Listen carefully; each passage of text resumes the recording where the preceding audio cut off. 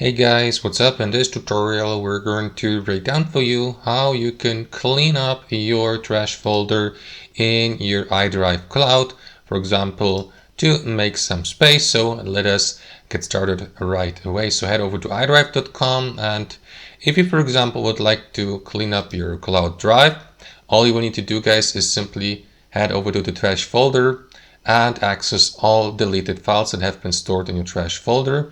So to do that, expand trash here and select either backup files if you're operating with your backup, or cloud drive if you're cleaning up your cloud drive. So let me go with cloud drive, and after that you will see a list of all temporarily deleted files, because these files will be stored temporarily for 30 days and after 30 days get deleted permanently, and only then. Or if you delete them, of course, manually, guys, by selecting them. You may also bulk select them by clicking into this button in the top left corner and delete them for good.